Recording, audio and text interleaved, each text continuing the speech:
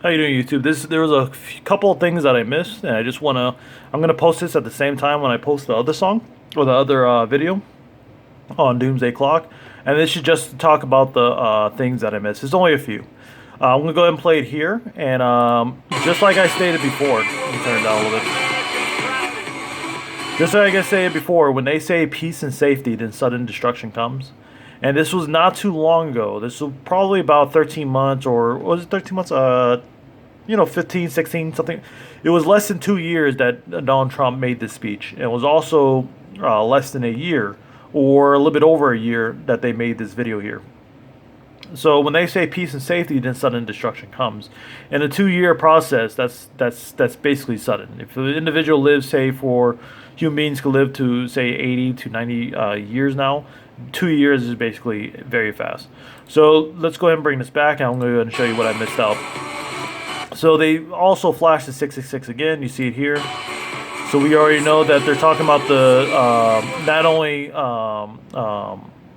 the New World Order, but also they're pledging their allegiance to basically the Antichrist and also to Satan himself.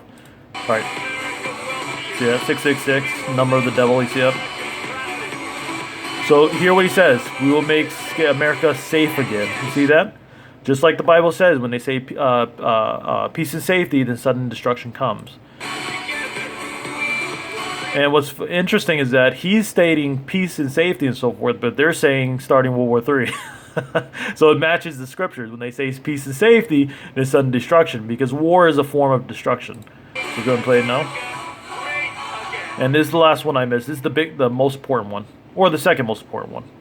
I'll show you the next important one right after this. So it pans over here and it pans upward, and you can see this. And this is the new system that is to come. This is the world order, or the 7-year peace agreement with many nations. And this is what the Bible tells us: we are all one, because it's going to be an establishment that's going to come through the Antichrist, and the world is going to clamor at this man. And this is where they're going to try to start to establish the one world order, and also one world monetary system, and the one world religion, which is the mark of the beast.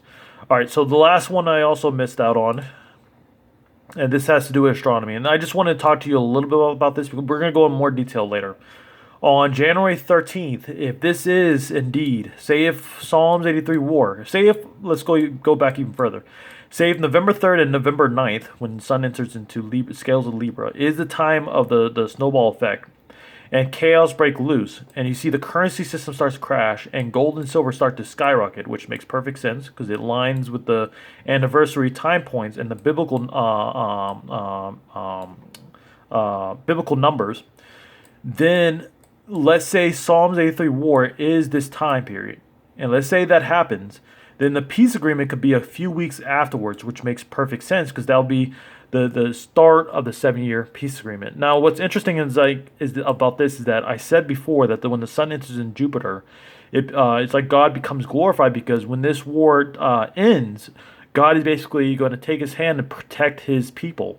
And the world will see this and start to clamor at who God truly is. And people will start to realize that Jesus is the Messiah.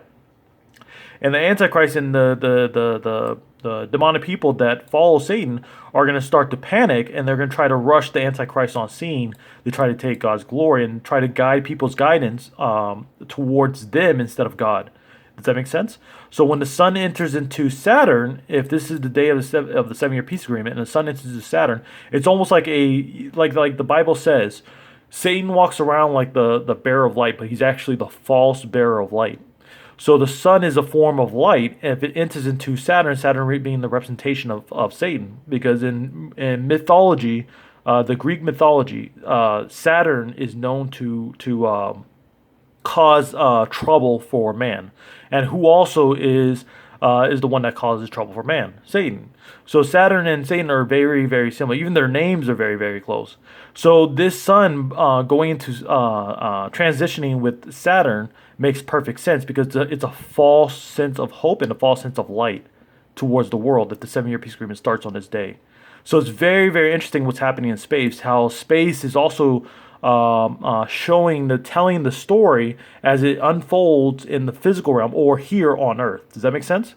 And also, Saturn will also be in the constellation of Sagittarius, which is the horseman with the bow, which the first seal is the white horseman with the bow.